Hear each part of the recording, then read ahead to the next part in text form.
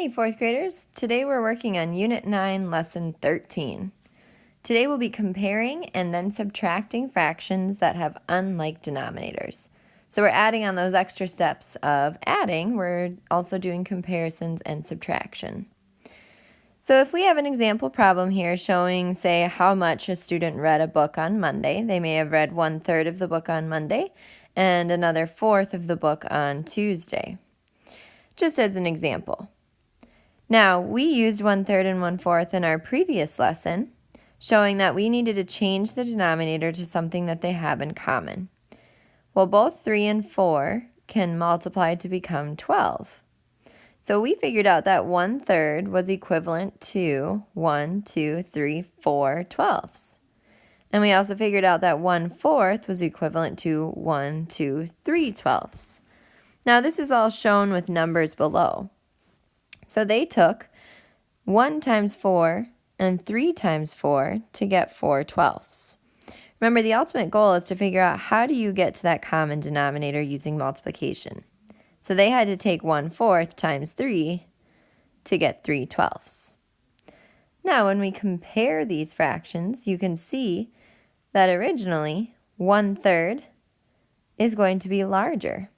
1/3 is equivalent to 4 twelfths, which is closer to its whole than 1/4 is.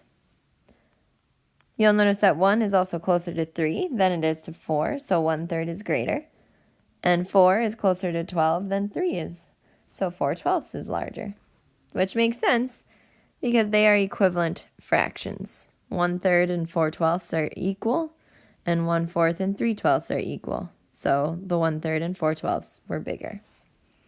When you subtract, you work with only the numerators, just like you do with addition. So they did 4 minus 3, listing the greater fraction first, and the answer is 1/12.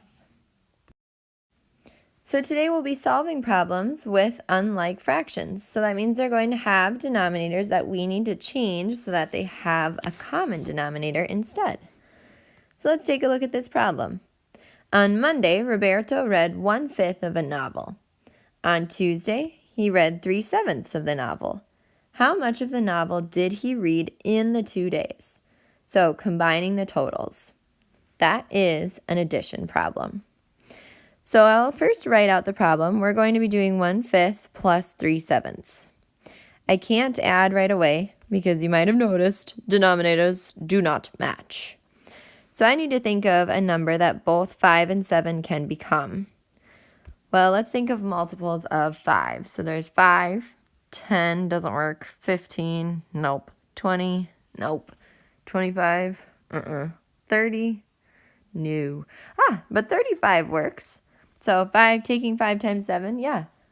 So we will have to use the denominator, which is kind of large, but that's okay. 35.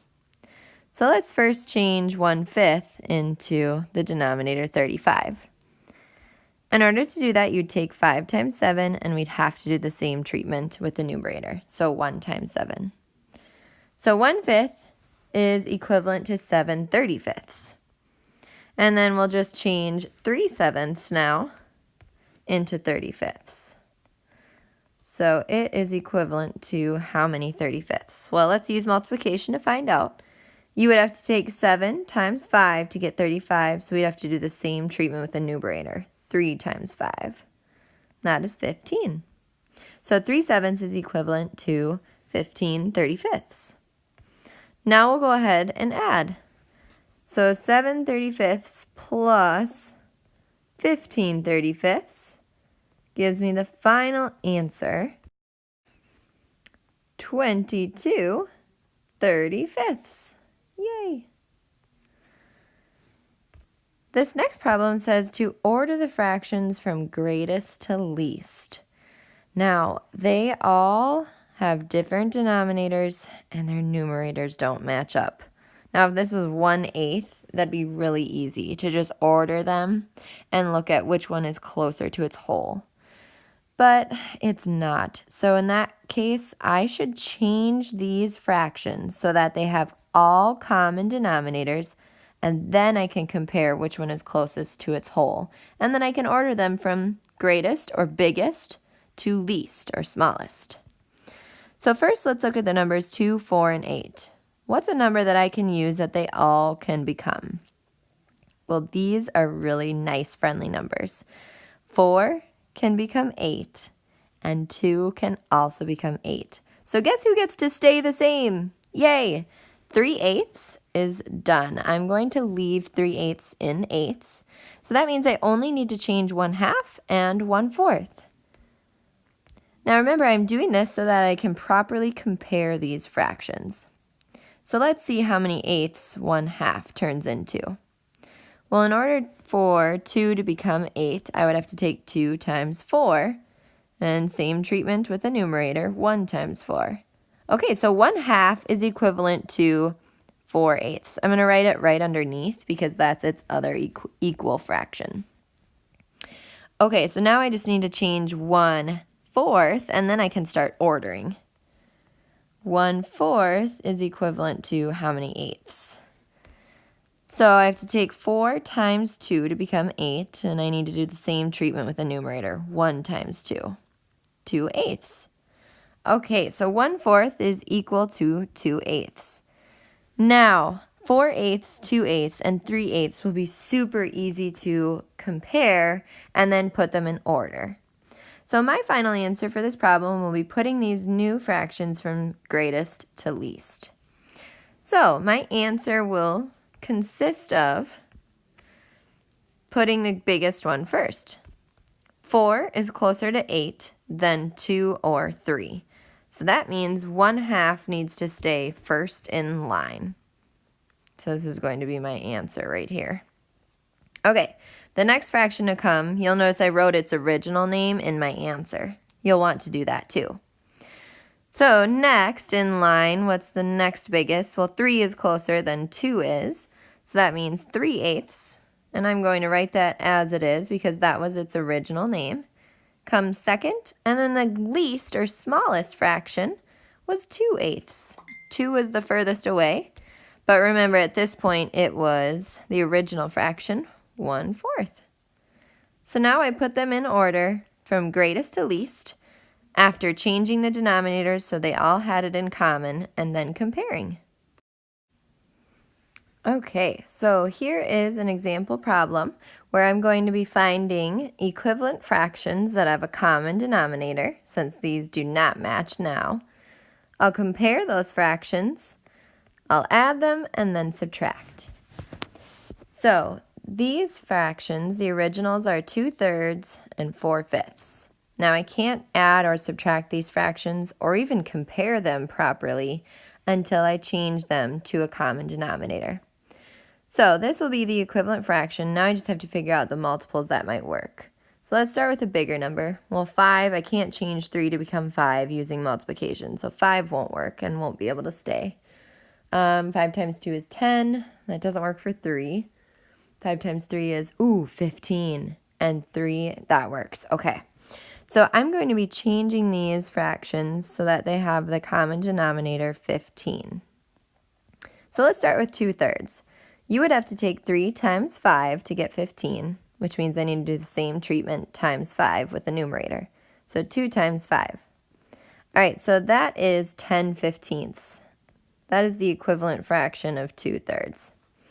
So now let's change 4/5 and I'll be able to compare. To get 5 to become 15, you take times 3. So I have to do 4 times 3 with the numerator as well. Same treatment. 4 times 3 is 12/15. So 4/5 equivalent fraction is 12/15. Now I can see here that 12 is closer to its whole, 15 over 15, and 10 is further from 15. So that means 12/15 or 4/5 is greater. Yay! Done with the first step. The next one's easier. Now I just have to add. Remember, I'm going to be using my new fractions, my new equivalent fractions, because their denominators match in order for me to be able to add them. So we're adding 10/15, which is the new and improved 2/3, so to speak, plus 12/15. Remember, you work with only the numerators. So 10 plus 12 over 15, and that gives me 22/15. Now, that's an improper fraction, so I'm going to put 22, the top number, in the house. Now I know that 15 will only go into 22 one time. It won't go into 2 at all. So you subtract 15. 12 minus 5 is 7, so a remainder of 7. So you could write this improper fraction as your answer, or you could write the mixed number, that it's 1 and 7/15. Remember, the remainder becomes your numerator. Denominator always stays the same. Now when we subtract, you want to put the greater fraction first. Remember, the greater fraction was 4/5, otherwise known as 12/15. We have to have the same denominator to subtract too. So you'll work with only the numerators, 12 minus 10 over 15, and that will give you the final answer of 2/15. All right, so just like you saw me on the last page, you're going to try the exact same skills but on the ticket today. So your fractions that you're working with are 3/4 and 2/5. So again, you're going to change them so that their equivalent fractions have the same denominator. Then you'll compare the fractions, add them, and subtract.